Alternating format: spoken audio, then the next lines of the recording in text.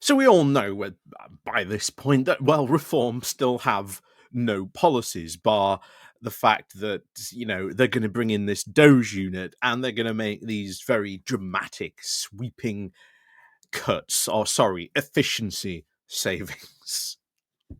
Meanwhile, of course, as I keep on saying, look at what happened in America, where these Doge people went in to all these vital agencies and just started slashing people's jobs, slashing people's budgets, and has led to some very, very damaging outcomes.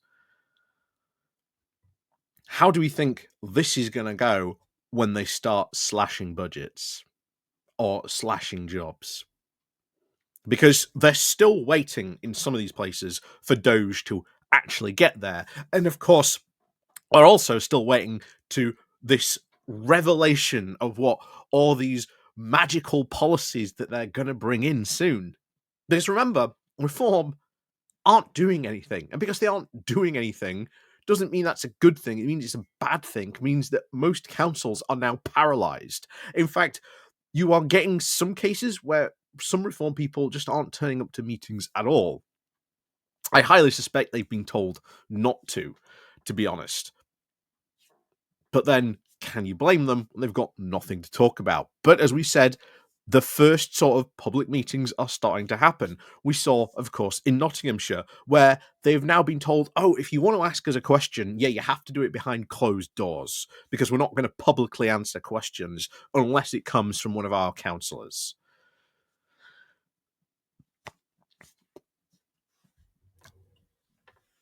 This is worrying. It's incompetence. It's these people have no idea what they're doing. But they're in charge in some places. And in some places, where we'll go to in a moment, into Worcestershire, or Worcester, depending, again, Worcestershire, Worcester, whatever. But I think it's Worcester. Or Worcestershire County Council in particular, they are now blaming the previous administration. Because when you've got no ideas of your own or no ideas how to fix any of these, again, apparent problems that they're caused by the last administration, just blame the last administration anyway, and, hope no one asks any awkward questions during a council meeting, which is, well, exactly what happened here in Worcester. So, let's get on into this then, shall we?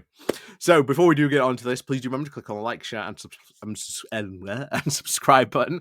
Also down below, there is my Patreon page. There's the Buy Me Coffee link where you can buy me coffee. There's the YouTube thank you button. And of course, as always, there is the YouTube membership down below as well. So let's crack on then into this. So Reform now blames the, quote, irresponsible spending for council finances. What irresponsible spending are they, of course, talking about? Well, we're not going to find out because they can't actually name any of this irresponsible spending. So Reform has now accused Worcester's previously Tory administration of irresponsible spending, but failed to name any examples. Gee, I wonder why. In its first cabinet meeting since the local elections, Worcestershire County Council accounts were on the agenda. The deputy leader, David Tyler, said that the cabinet will have to make tough decisions as a consequence of the previous Tory administration's irresponsible spending. And if this is how they're going to try and sell their cuts, that, oh, we're just making tough decisions, but in the meanwhile, they're probably going to end up cutting vital services or slashing well, let's face it, the employment numbers at some of these councils who provide some of these services, which probably means this is going to lead to worse services for people in this area. Anyway, but Adam Kent, the leader now of the Tory group in the council, of course, asked exactly what the irresponsible spending Councillor Taylor was referring to, saying, is that in adult social care, children's social care, or the home-to-school transport where the overspends are, he said.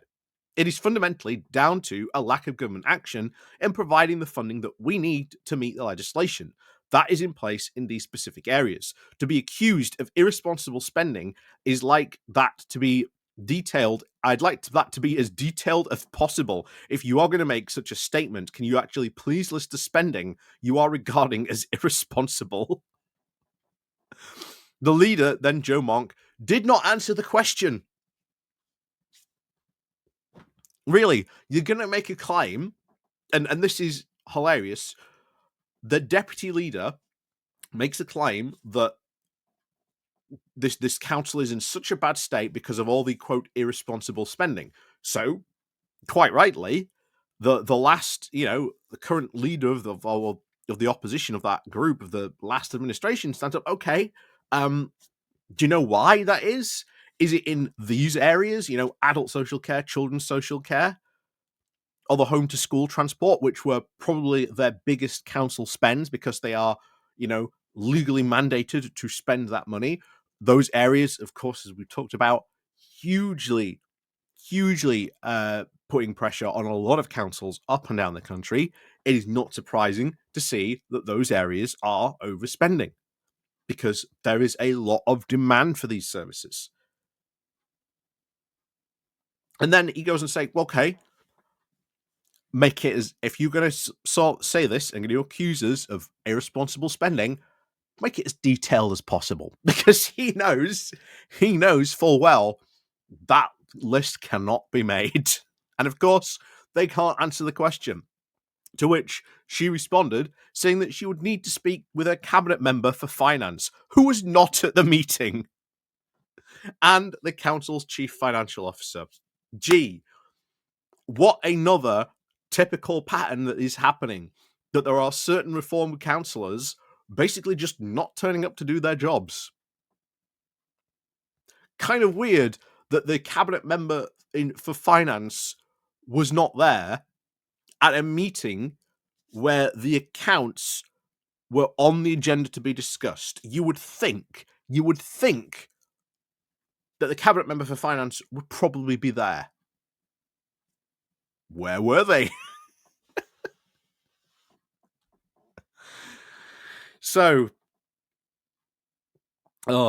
anyway, Councillor Adrian Harmon also reminded Councillor Monk that she actually voted for the last budget as a member of the Conservative Party. Again, a lot of these people who jumped parties to, again, be reform, well, you were part of the last administration, you voted for this. Care to explain yourself? Anyway, he said, of course, the council had overspent, but it was, of course, not irresponsible, as the overspend could have been now considerably more. What you are trying to do is trying to paint a history of failure, and it is untrue, he said. Councillor Monk said, I was in the former administration. I witnessed a lot of things going on, and I do believe you spent irrationally. So, again, got a bit heated, as you can see. Then Councillor Matt Jennings, the leader of the Green Independent Alliance group, said, I'm interested to actually know what areas you're actually focused on and when we'll actually be hearing about those tough decisions. Councillor Monk said, we will be setting out our targets and policies very soon. You should have had those targets and policies already in place to go.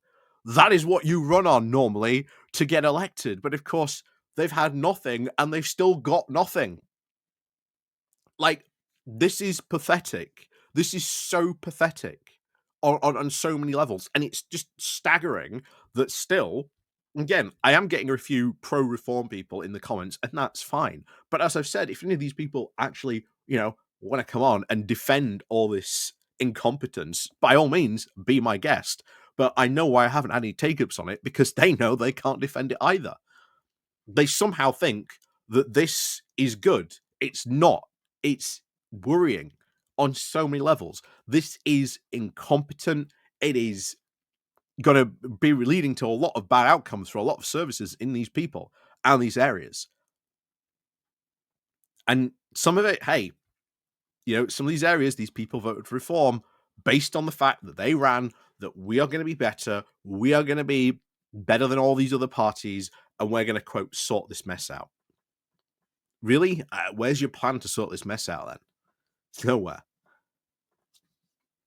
Oh, Doge, it's down in Kent somewhere, but it's coming. It's on its way. What's that Doge unit doing down in Kent? Pretty much nothing. It's finding no waste, no fraud, no abuse. It's you know, something is going to go horribly wrong with one of these councils sooner or later. Sooner or later, and they're the ones going to be holding the ball for it. And right now, they should be held to account. All of this.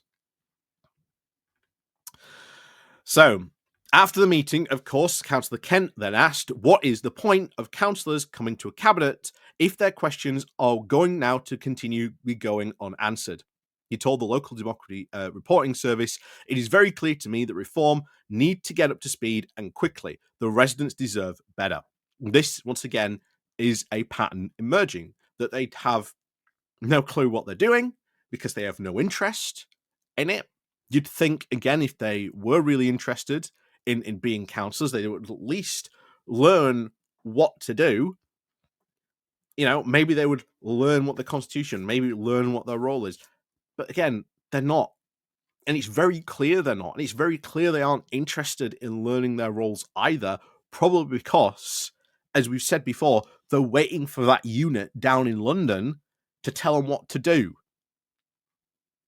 So far, nothing yet. They're probably just being told, oh, don't worry, it's coming. We're making something up now, but it's coming.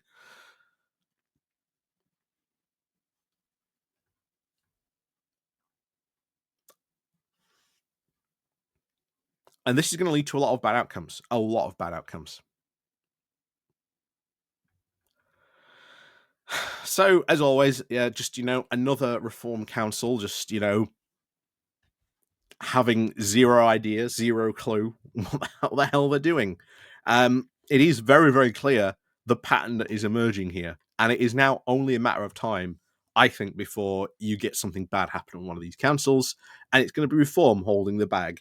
And how they respond to that is not going to be good. It's not going to be good at all. So, as always, thank you very much for watching. Please do leave me a comment down below. And of course, as always, we'll see you all next time.